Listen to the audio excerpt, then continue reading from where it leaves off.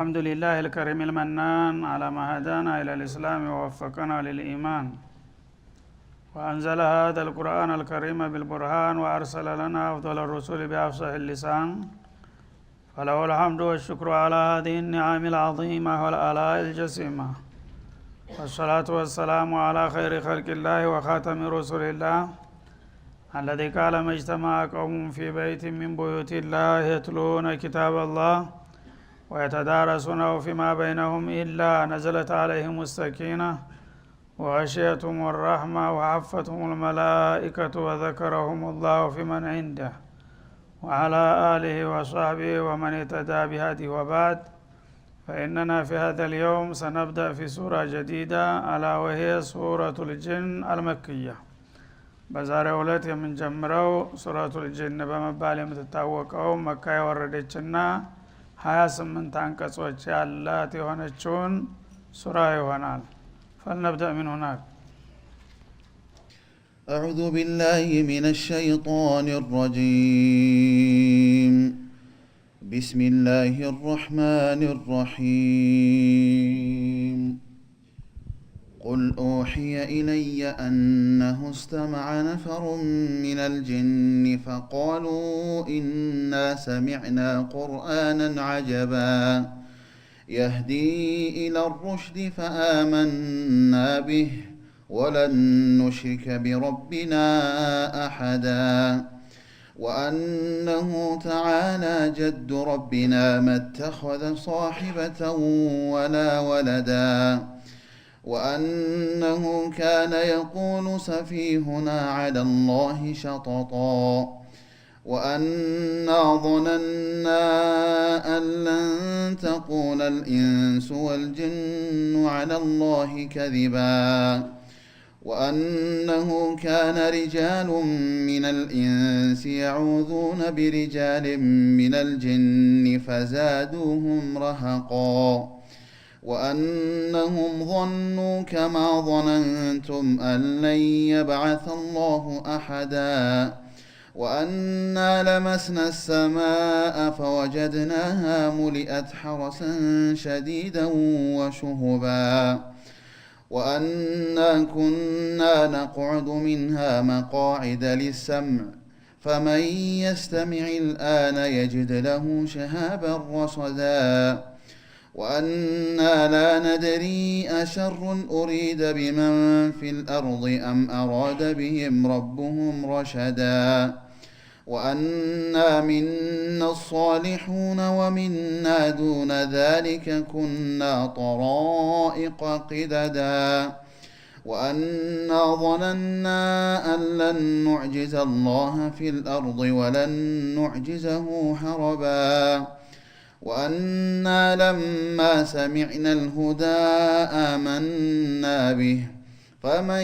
يؤمن بربه فلا يخاف بخسا ولا رهقا وأنا منا المسلمون ومنا القاسطون فمن أسلم فأولئك تحروا رشدا وأما القاسطون فكانوا لجهنم حطبا وأن لو استقاموا على الطريقة لأسقيناهم ماء غدقا لنفتنهم فيه ومن يعرض عن ذكر ربه يسلكه عذابا صعدا وأن المساجد لله فلا تدعوا مع الله أحدا وأنه لما قام عبد الله يدعوه كادوا يكونون عليه لبدا قل إنما أدعو ربي ولا أشرك بربي أحدا قل إني لا أملك لكم ضرا ولا رشدا قل إني لن يجيرني من الله أحد ولن أجد من دونه ملتحدا إلا بلاغا من الله ورسالاته ومن يعص الله ورسوله فإن له نار جهنم خالدين فيها أبدا حتى إذا رأوا ما يوعدون فسيعلمون من أضعف ناصرا وأقل عددا قل إن أدري أقريب ما توعدون أم يجعل له ربي أمدا عالم الغيب فلا يظهر على غيبه أحدا إلا من ارتضى من رسول فإنه يسلك من بين يديه ومن خلفه رصدا ليعلم أن قد أبلغوا رسالات ربهم وأحاط بما لديهم وأحصى كل شيء عددا سورة الجن قدم سيل بمقبيا እንደተከስኩት ጅኖችን በተመለከተ ነው ትኩረቷ 28 አንቀጾች አሏት የመካ ምዕራፍ ናት የመካ ምዕራፎች በማንኛውም መልኩ ቢመጡ ዝሮ ዋናው ትኩረትና እምብርት መሰረቱ ተውሂድ ላይ ነው እና እሷም እግር መንገዱን ስለ ጅኖች ብታወራም ዋና ትኩረቷ በአላህ ወህዳንያና አዞማ ላይ ነው የአላህን ብቸኝነትና ሀያልነት ነው የምታንጸባርቀው ፈጥሎም ስለ ሪሳላው አላህ Subhanahu Wa Ta'ala በመልካም ፈቃዱ ብዙ ጊዜ እንዳስፈላጊነቱ በተለያዩ ሀገሮችና ህዝቦች መልእክተኞቹን ሲያሰማራ ቆይቷል የመጨረሻው ነብይ እንዴት እንደመጡና ምን እንቅስቃሴ እንዳደረጉ ምን ችግር እንዳጋጠማቸው ነው የሚጠቅሰው ማለት ነው ከዛም ያው በመጨረሻ የሰው ልጆች የሰሩትን ሰርተው ያወሩትን አውርተው ይሄዳሉ በመጪው ዓለም ምን እንደሚያጋጥማቸው እነዚህ ሶስቱ ነጥቦች ላይ ነው ታርካነል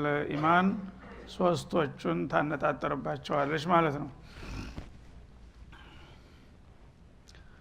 قل أوحي إلي أنه استمع نفر من الجن ከጌታዬ በኩል ወደኔ ሁቡአዊ የሆነ መልእክት ደረሰኝ በላቸው ይላል እሱ ምንድነው ከጅን የሆኑ ጀማዓዎች ግሩፖች ወይም ቡድኖች ወደኔ መተው በድንገት እኔ በማላይባቸው ሰዓት ቀርበውና ዙሪያውን ከበው ቁርአን አዳምጠው እንደሄዱ ተጌታዬ በኩል ተነገረኝ በላቸው ይላል فقالوا ان እነዚህ የጅን ጀማዓዎች ምን አሉ ኢና ሰሚዕና ቁርአንን አጀባ በዛሬው ዕለትኛ በጣም አስገራሚና ማራኪ የሆነ ምንባብ ሰማን ብለው ምስክርነት ቃላቸውን ሰጡ ይላል የህዲ ኢለ ሩሽድ ይሄንን መልእክት ለተቀበለና ለተከተለው ወደ ቀጥተኛው አቅጣጫ የሚመራ መርህ ነው فآمنا به በመሆኑም እኛ አምነንበታል ወለን ንሽሪከ ቢረቢና አሃዳ ከዛሬ በኋላ በጌታችን ማንንም አናጋራም የሚል አቋም ይዘው ሄዱ ብሎ ጌታ የነገረኝ በላቸው ይላል የሆነበት ምክንያቱ ምንድነው ያው ነብዩ አለይሂ ሰላቱ ወሰለም በመካ ከተማ ተወልደው አድገው እድሜያቸው ልክ 40 ዓመት ሲሞላ አላህ Subhanahu Wa Ta'ala ለዓለም የጸጋውን በሳቸው በኩል እንዲወርድ ያደረገ ማለት ነው በዛ አካባቢ የሚኖሩ ህዝቦች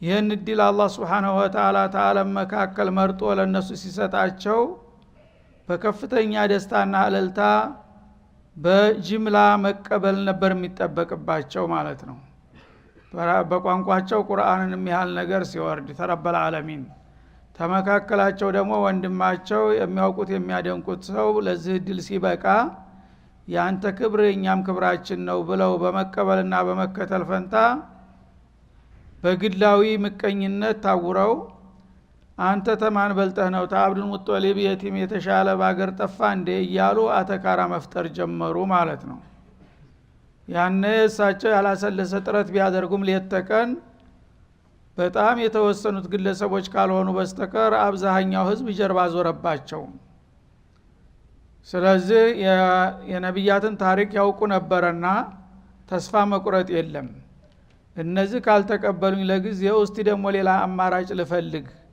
ብለው ወደ ጎረቤት ሀገር ወደ ጧኢፍ ያመራሉ ማለት ነው ጧኢፍ በሚሄዱበት ጊዜ ሁለት ወንድማማቾች ንጉሳን ነበሩ እና እብነይ ያሊል ይባላሉ።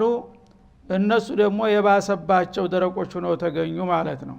እንኳን ሊቀበሉና ሊያስተናግዷቸው ቀርቶ መኮችን አሰላጅቶ የመጣ ሰው ደሞኛን ሊያበጣብጠን ነው በማለት በግንባር እንኳን አግኝተው ሊያነጋግሯቸው ፈቃደኛ አልሆኑም ባለመታደላቸው ማለት ነው።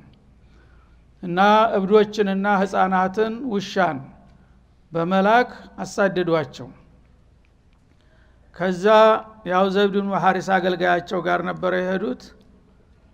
በጣም አዝነውና ቅስማቸው ተሰብሮ ወደ መካ ተመልሰው ሲጓዙ በዚህ ሀዳ በሚባለው በገደላማው ቦታ ነው ወርደው የሄዱት ማለት ነው።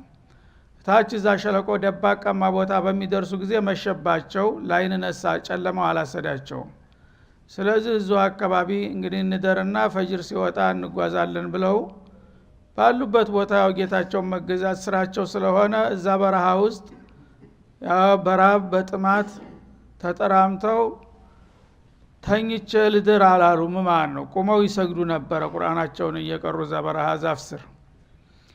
በዛ ሁኔታ ላይ እያለ አላህ Subhanahu Wa Ta'ala እሱ የመረጣቸውን ኃይሎች አመጣ ማለት ነው። እነዚህ እንግዲህ የታሰበላቸው አልተቀበሉም፣ አልታደሉም። ግን ይመጣሉ ተብሎ ጭራሽ በሐሳብ የሌለውን የጅን ጀማዓ እዛ በጨለማ በበረሃማ ቦታ አመጣና አገናኛቸው ማለት ነው። እነዚህ ጅኖች ደግሞ እዛ ቦታ እንዲመጡና እንዲገናኙ ያደረጋቸው የራሳቸው ምክንያት አላቸው። ልክ ነብዩ እንደተላኩና እንቅስቃሴን እንደጀመሩ በሰማይ ዓለም አዲስ አዋጅ ወጣ። ከዛሬ ጀምሮ በምድርና ሰማይ የሚገናኘው በአንድ መስመር ብቻ ነው።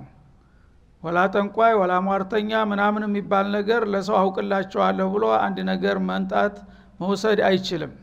ስለዚህ ዒልም الغይብ የተባለን ሁሉ በመለክተኛዬ በኩል ነው የምልከውና ወደ ሰማይ ዓለም ጅኖች እየወጡ በአየር ላይ እየተንሳፈፉ መላእክቶች የሚያወሩትን ነገር እንደ ጋዜጠኛ እየኮረጁ ያመጡና ለጠንቋዮችና ለሟርተኞች ያከፋፍሉ ነበር።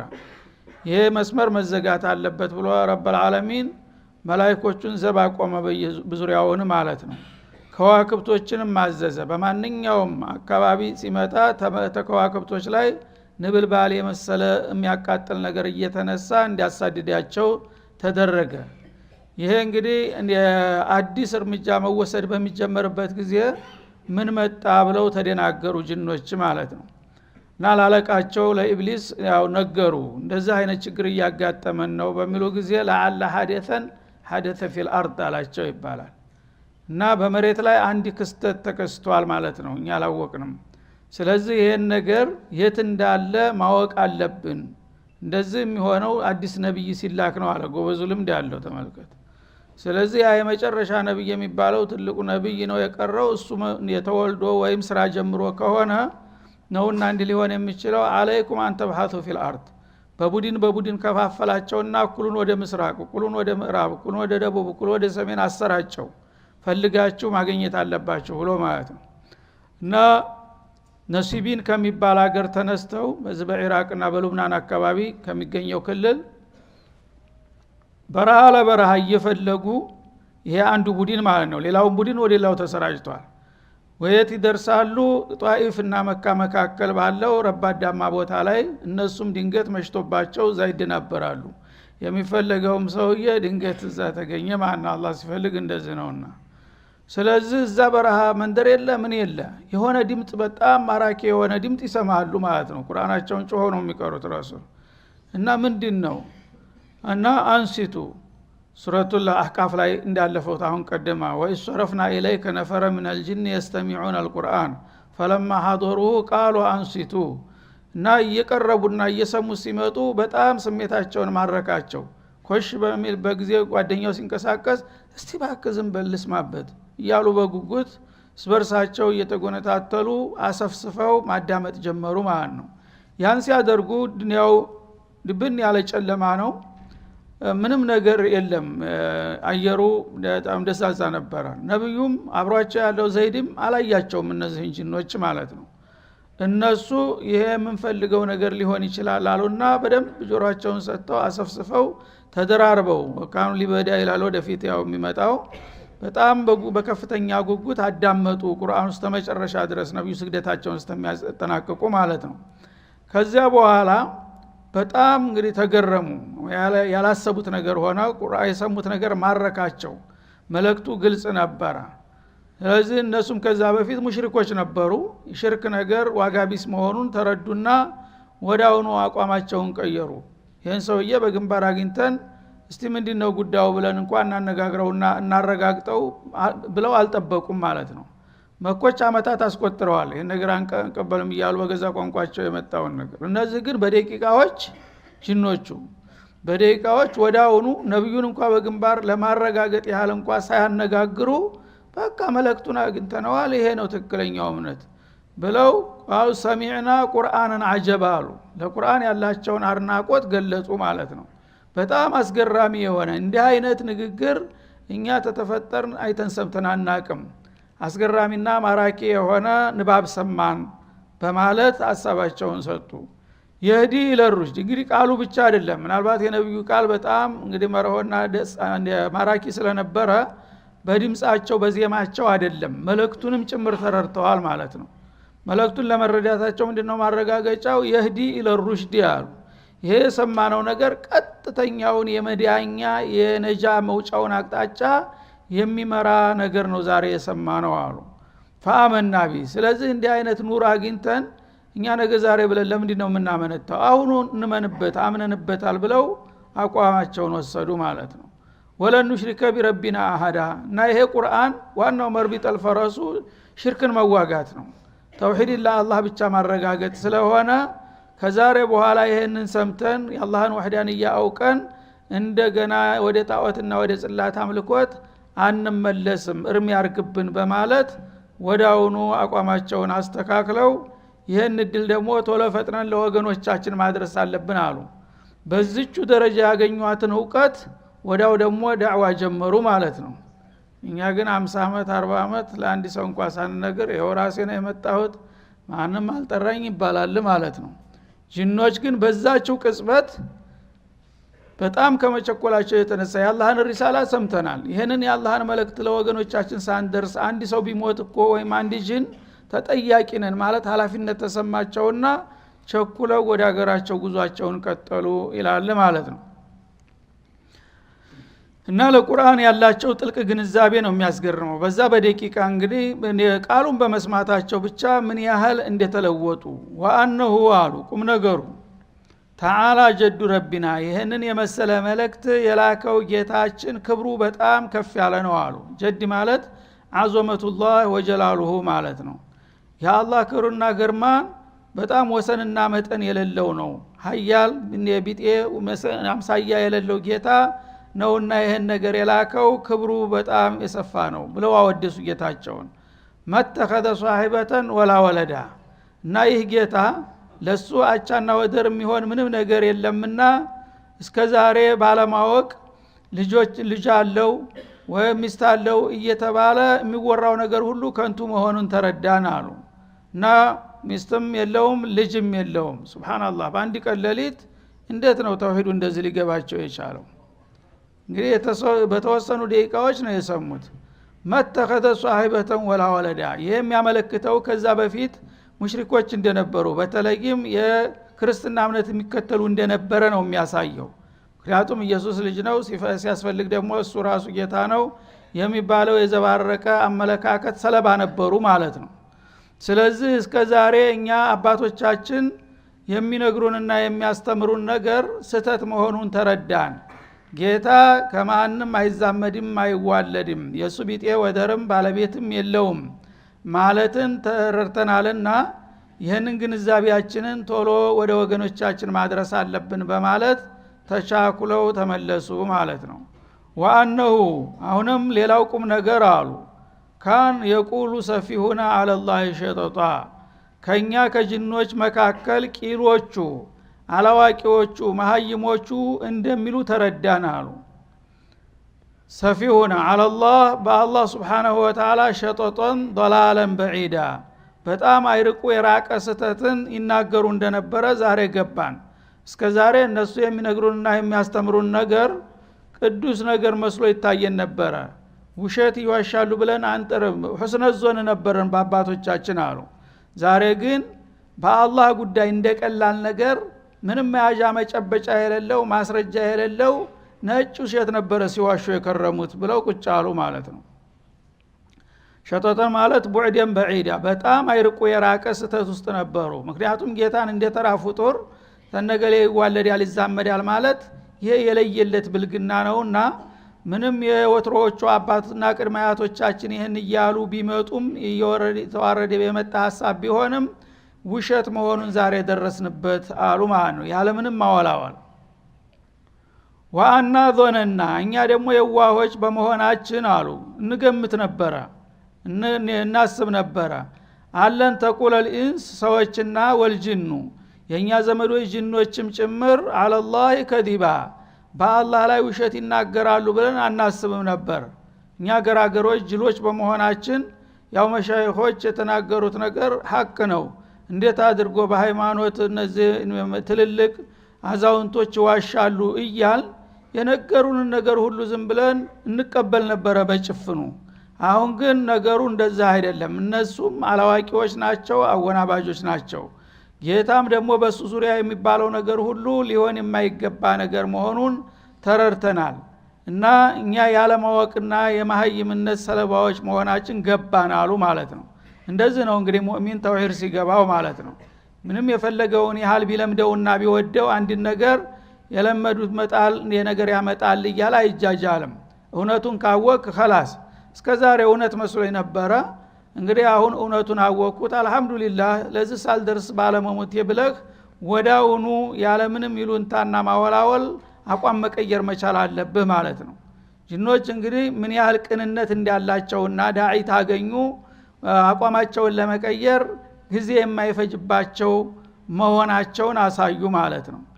አና ዞነና አለን ተቁለል ኢንስ ሰዎችና ወልጅን ጅኖችም ሁለቱም ቡድኖች ማለት ነው ተቀለይን የሚባሉት የምድር ነዋሪዎች ሁለታቸውም ስለ ሃይማኖት ሲያወሩ የቅድመ አባቶቻችንና አያቶቻችን እኛ ልጆች ነን ከኛ መጨም ወላጆቻችንና አባት ቅድመ አያቶቻችን ያውቃሉ ደግሞ በአላህ ስም ይዋሻሉ ብለን አንገምትም።